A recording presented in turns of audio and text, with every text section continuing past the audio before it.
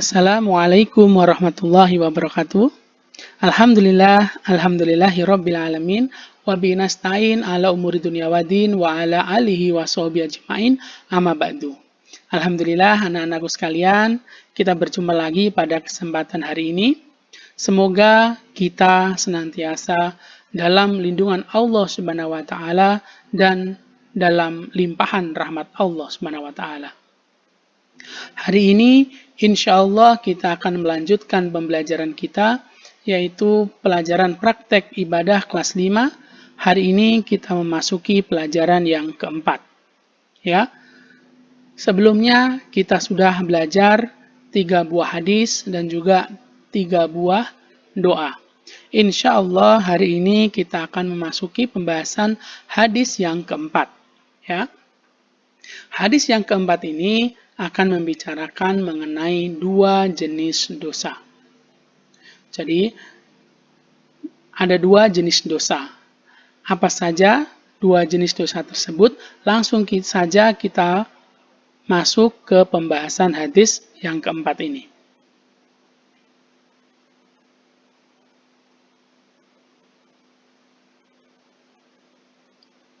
Hadis yang keempat, 2 jenis dosa.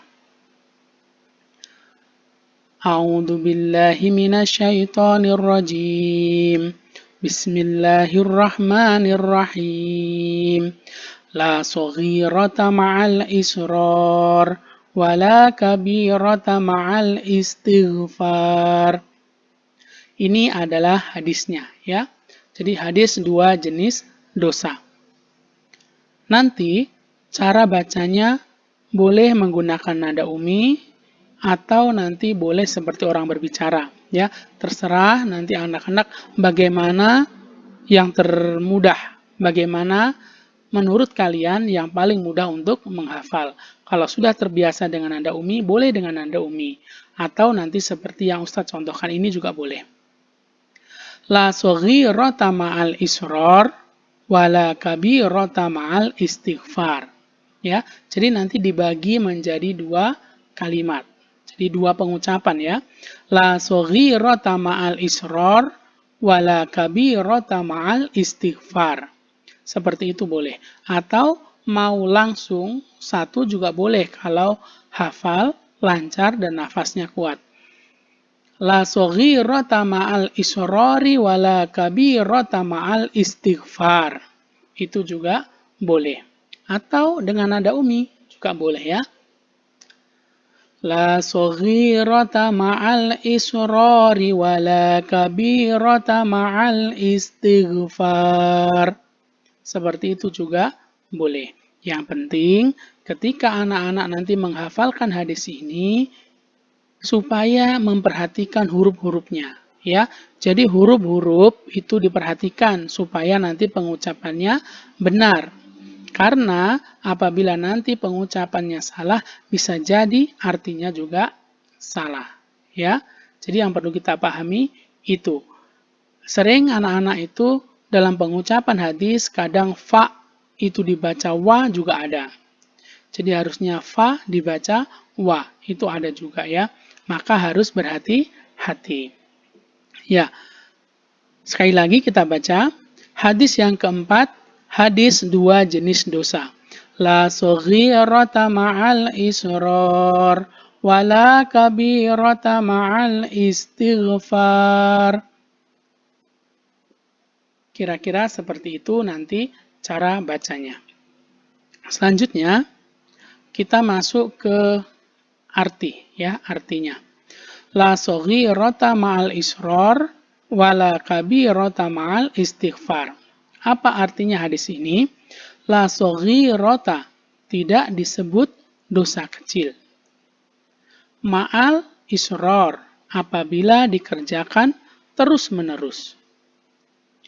Wala kabirata, dan tidak disebut dosa besar. Ma'al istighfar, apabila disertai dengan istighfar. Ya, jadi hadis ini artinya adalah tidak disebut dosa kecil apabila dikerjakan terus-menerus. dan tidak disebut dosa besar apabila disertai dengan istighfar. Ya, la saghirata ma'al israr, tidak disebut dosa kecil apabila dikerjakan terus-menerus, wala kabirata ma'al istighfar, dan tidak disebut dosa besar apabila disertai dengan istighfar. Ya. Sekarang bagaimana nanti cara setornya? Jadi setor hadisnya nanti begini ya. Hadis keempat, 2 jenis dosa. A'udzu billahi minasyaitonir rajim. Bismillahirrahmanirrahim. La saghirata ma'al israr wala kabirata ma'al istighfar. Artinya, tidak disebut sebagai dosa kecil apabila dosa tersebut dikerjakan secara terus-menerus, dan tidak disebut dosa besar apabila disertai dengan istighfar. Jadi nanti seperti itu ya anak-anak, cara setorannya, cara bacanya harus benar ya. Nah, sekarang apa isi kandungan dari hadis ini? Hadis tadi menjelaskan kepada kita tentang adanya 2 jenis dosa, yaitu dosa kecil dan dosa besar. Kita tahu ada banyak yang termasuk dosa kecil ya. Contohnya ghibah. Ghibah itu membicarakan orang lain. Jadi ngomongin keburukan orang lain. Terus mengganggu teman. Mengambil yang bukan haknya. Dan lain-lain. Maka itu mungkin bisa termasuk dosa kecil. Nah, ada juga yang namanya dosa besar. Dosa besar itu seperti contohnya membunuh. Ya, membunuh itu dosa besar. Durhaka kepada orang tua itu juga dosa besar. Nah, dari dosa-dosa ini ternyata dalam hadis tadi disebutkan la saghirata ma'al israr, tidak disebut sebagai dosa kecil apabila dikerjakan terus-menerus. Jadi ada dosa kecil yang dikerjakan terus-menerus. Wala kabirata ma'al istighfar, dan ada dosa besar tidak disebut dosa besar apabila disertai dengan istighfar, dan ada dosa besar yang diikuti dengan istighfar. Bagaimana penjelasannya? Nah, dalam hadis tersebut dijelaskan bahwa tidak disebut dosa kecil apabila dilakukan secara terus-menerus. Maksudnya adalah kita tidak boleh meremehkan dosa apapun meskipun kecil. Karena kalau kita remehkan, maka kita akan melakukan dosa itu terus-menerus.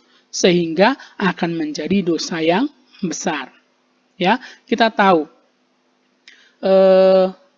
batu kerikil itu kecil ya. Tapi kalau batu kerikil itu kita ambil satu, kita kumpulkan satu, lama-kelamaan akan menjadi banyak. Nah, seperti itu juga dosa kecil yang terus kita kerjakan, maka nanti akan menjadi banyak dan bisa menjadi dosa yang besar. Ya, dosanya jadi besar. Nah, di sini kita tidak boleh meremehkan dosa apapun meskipun kecil. Contoh ya, kita merasa lebih hebat dari orang lain. Hari ini kita ulangan dapat 100. Ada teman kita cuma dapat 80. Terus dalam hati, cuma dapat 80. Nih aku dapat 100. Cuman begitu saja, dalam hati itu tidak diucapkan dan tidak menyakiti orang lain. Itu termasuk dosa karena ada sebuah ujub. Ujub itu merasa membanggakan diri. Maka itu juga sebuah dosa, ya. Kalau itu terus dikerjakan terus-menerus, maka nanti itu akan menjadi dosa yang besar, ya. Jadi anak-anakku, jangan menganggap remeh dosa yang kecil. Contoh berbohong itu bisa jadi dosa kecil, ya. Cuman berbohong. Contohnya ditanya, tadi kamu ngambil uang di laci kah? Contohnya kata bundanya. 5.000, enggak bunda, padahal dia mengambil sudah berbohong sekali. Bisa jadi itu dosa kecil, tapi ketika dilakukan terus-menerus dan terus-menerus, maka lama-lama akan menjadi dosa yang besar. Bisa jadi tidak hanya mengambil uang yang kecil, lama-kelamaan akan mengambil uang yang banyak, yang besar, ya. Maka dari hal-hal yang kecil, dari dosa-dosa yang kecil, itu harus kita hindari dan tidak boleh kita remehkan. Itu maksud dari tidak disebut dosa kecil apabila dilakukan secara terus-menerus. Nah, selain itu, juga disebutkan bahwa tidak disebut dosa besar apabila disertai dengan istighfar. Maksudnya, dosa sebesar apapun akan diampuni oleh Allah Subhanahu wa taala apabila kita beristighfar dan bertaubat memohon ampun atas dosa yang telah kita perbuat itu kepada Allah Subhanahu wa taala. Karena rahmat Allah itu lebih besar daripada kemurkaan Allah Subhanahu wa taala. Kita mungkin pernah mendengar ya sebuah cerita. Yang termasuk dosa besar adalah tadi membunuh. Pernah ada di zaman umat Nabi Musa, itu ada seseorang, dia orangnya jahat, membunuh, sudah membunuh 99 orang. Ya. Dan ketika sudah membunuh 99 orang, maka orang ini ada niatan untuk bertobat, untuk memohon ampun kepada Allah. Kemudian orang ini mencari pemuka agama di situ. Pemuka agama itu orang yang paham tentang agama. Maka dia datang ke satu orang yang paham tentang agama itu. Dia mengatakan, wahai, mungkin ya, wahai ustadz atau wahai rahib. Nah, kalau ceritanya itu rahib ya, rahib pemimpin agama Yahudi. Saya sudah membunuh 99 orang. Apakah nanti saya bisa diampuni oleh Allah? Kata orang tersebut. Kemudian sang rahib pun menjawab, apa? Kamu sudah membunuh 99 orang? Maka rahib langsung menjawab, kamu tidak akan diampuni oleh Allah Subhanahu wa taala. Karena sudah banyak sekali orang yang kamu bunuh, sudah 99. Karena mendengar perkataan itu, orang tersebut pun langsung marah. Akhirnya rahib tersebut dibunuh. Setelah rahib tersebut dibunuh, maka genaplah dia sudah membunuh 100 orang. Tapi dalam hati orang ini masih ada keinginan untuk bertaubat. Akhirnya dia berkelana lagi, berjalan lagi. Kemudian akhirnya bertemu dengan seorang yang alim. Ya, seorang alim, dia bertanya, wahai saudaraku, aku mau bertanya satu hal kepadamu. Aku sudah membunuh 100 orang. Apakah Allah akan mengampuniku?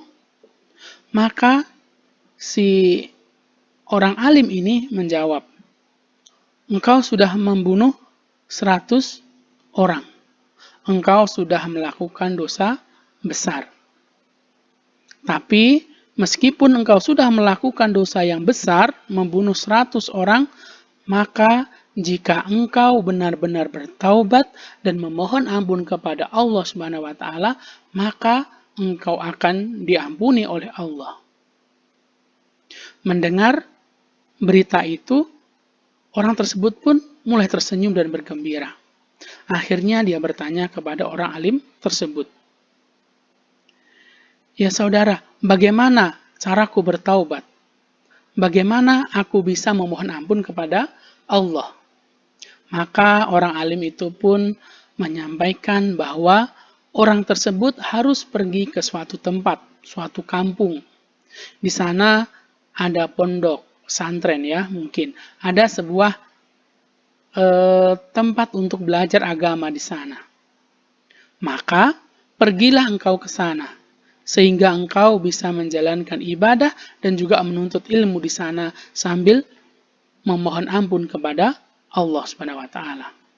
Maka orang ini apa yang terjadi? Orang ini bersemangat sekali. Baik, di mana tempatnya? Kemudian orang alim itu menunjuk ke arah sana. Berjalanlah ke arah sana hingga engkau menemui kampung tersebut. Dengan semangat, orang ini yang sudah membunuh 100 orang, dia pergi dengan semangat. Ternyata perjalanan tidak cukup 1 hari, berhari-hari berlalu. Ya, karena jauh ya. Zaman dulu tidak ada mobil, tidak ada motor, tidak ada kereta, maka harus berjalan sehingga jauh sekali. Ternyata di tengah jalan itu ajal menjemput orang tersebut. Jadi orang tersebut ajalnya sudah tiba. Akhirnya orang tersebut pun meninggal. Nah, ketika dia meninggal, maka datang 2 malaikat. Ya, malaikat tersebut ingin menjemput orang tersebut mau dibawa ke surga atau dibawa ke neraka. Maka kedua malaikat itu pun berdebat. Malaikat yang akan membawa ke surga, dia mengatakan, orang ini layak masuk surga. Karena orang ini sudah bertaubat dan punya keinginan untuk bertaubat dan memohon ampun kepada Allah. Maka dia layak untuk masuk ke surga. Kemudian yang ingin membawa ke neraka, malaikat tersebut pun juga mengatakan, tapi dia ini belum berbuat kebaikan sama sekali. Baru niat saja dan dosanya banyak sekali. Dia sudah membunuh 100 orang, maka dia harus dibawa ke neraka. Akhirnya 2 malaikat itu pun berdebat. Setelah berdebat, akhirnya Allah pun berfirman, untuk menyelesaikan masalah ini, ukur saja jaraknya. Lebih dekat kemana antara tempat awal dia berangkat hingga ke tempat tujuannya, yaitu pondok pesantren. Maka malaikat itu pun menghitung jaraknya. Dan ternyata jaraknya lebih dekat menuju ke pesantren. Hanya selisih 1 jengkal saja. Ya, jadi selisihnya cuma sedikit, tapi lebih dekat kepada pesantren atau tempat tujuan dia bertaubat. Maka dari situ Allah berfirman, maka masukkan dia ke dalam surga. Itulah contoh kisah pada zaman dulu mengenai rahmat Allah Subhanahu wa taala. Jadi rahmat Allah itu lebih besar daripada kemurkaannya. Barang siapa yang bertaubat, maka Allah pasti akan mengampuni. Yang penting taubatan nasuha. Jadi taubat yang betul-betul ya. Nah, itu contohnya. Nah, jadi dari hadis ini bisa kita ambil pelajaran bahwa kita tidak boleh meremehkan dosa apapun meski kita anggap sebagai dosa kecil.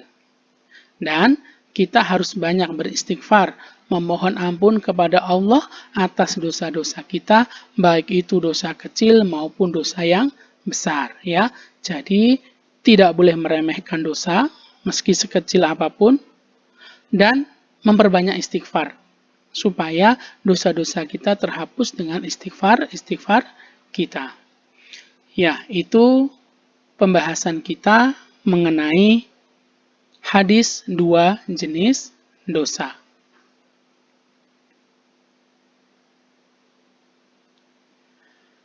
Alhamdulillah, pembelajaran kita hari ini telah selesai. Ucapkan terima kasih karena sudah mengikuti video ini dari awal hingga akhir.